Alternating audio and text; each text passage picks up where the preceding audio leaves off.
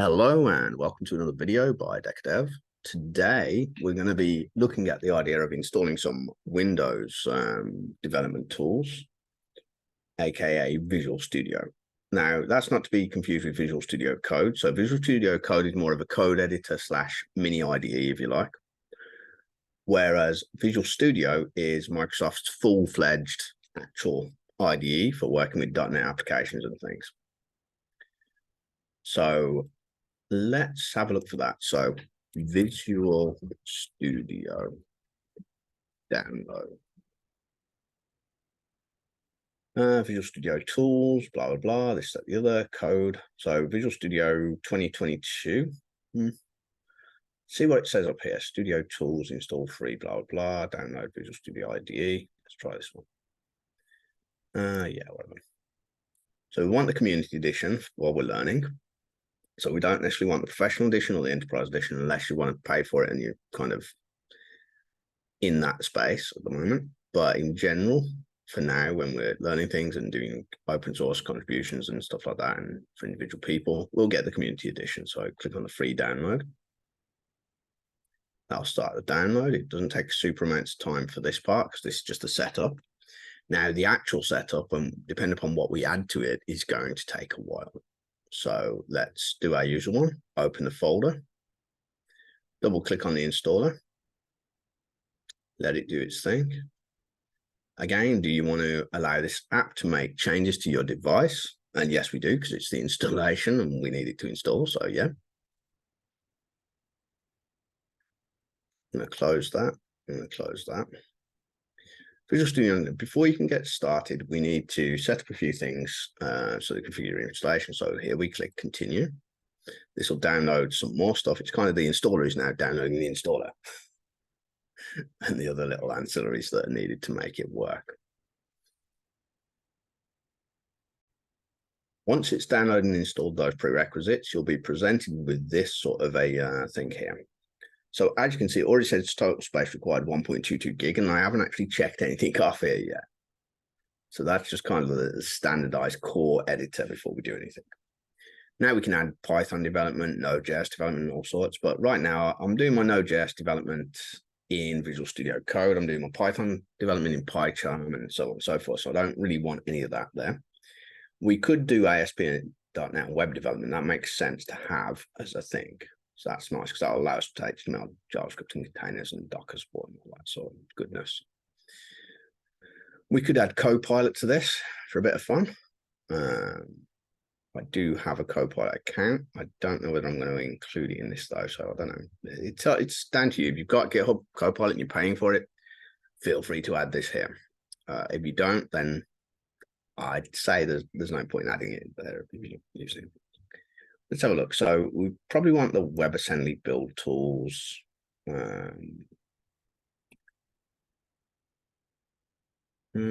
think that'll do. I don't really want Teams development or anything like that, so that's fine. Let's have a look. What else can we do? We can do .NET desktop development. Yeah, why not? Notice how we're already at like 9-point-odd gig. I would like to do C++ anyway, so I'm going to add C++ development.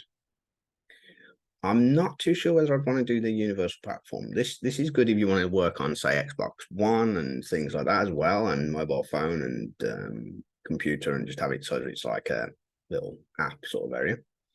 You can do mobile development, things like iOS, Android, and stuff like that using C++. If you wish to, you can do the game development stuff in Unity. You can do game development stuff in C++ and Unreal.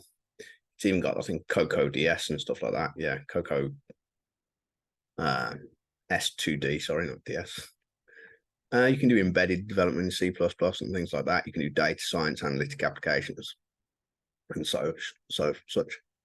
We're already at like 15 gig though, so it's going to do a lot of downloads here. Let's see. So I think for our purposes right now, I'm going to skip the C++ and I'm going to skip the C#. What's the difference between with and without? Not that much, to be honest, a couple hundred meg. So I may actually allow for C# and stuff like that. Let's have a look. I might skip the web as well, just for now. That still gives us 8.75, 9.3. I may split these out into their own sort of video. So I think we'll just do the ASP and web development, and then we'll start adding more as we go. So I'm going to install that's going to take 8.89 gig of space.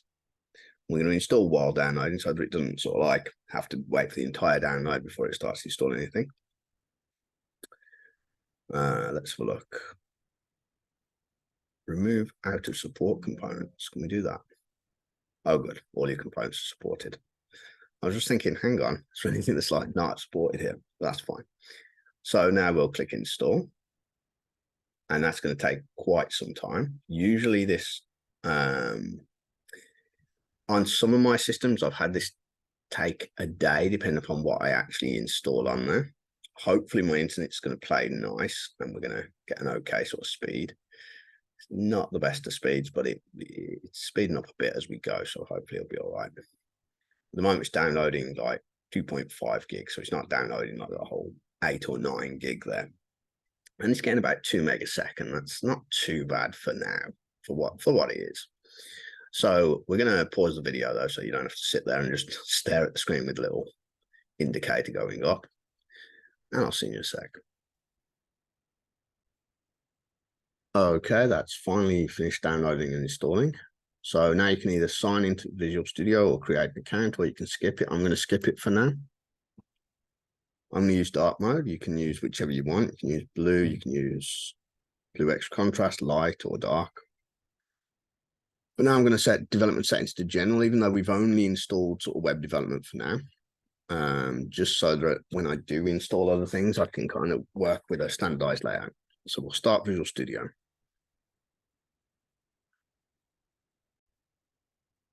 Okay. So in theory, we now have this Visual Studio installed. It's there. We can create a new project. We can open local files, open projects or solutions, and so on. Let's create a new project just for the laugh.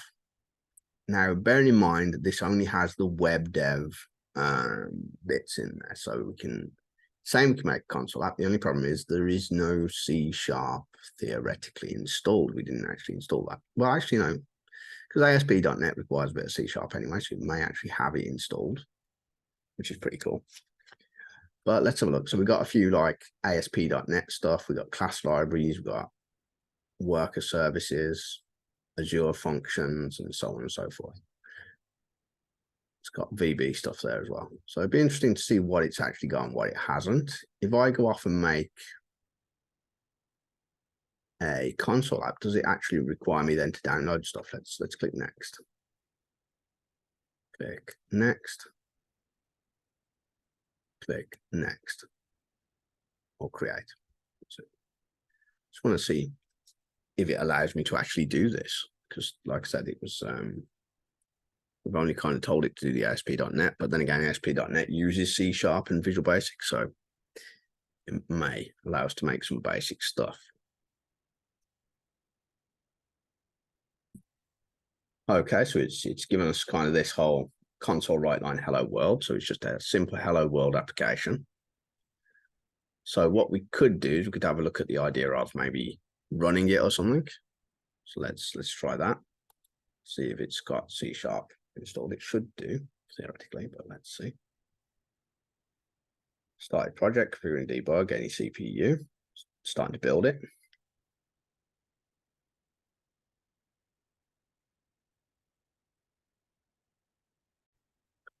Okay, the build has succeeded. It's actually going to do the hello world. It's now about to start running. There we go. We get our hello world and we get a press any key to close this window. So it's working. We've got C# tooling there, so we can make that sort of stuff. That's pretty awesome. It means that when we're actually adding our other stuff, there's slightly less to install. But this concludes our install of the base Visual Studio IDE. So let's close that off. We know it's working. So in future videos, we're going to add some more stuff as we go. Let's close that. Okay, that concludes it. Have a great day. I'll see you again.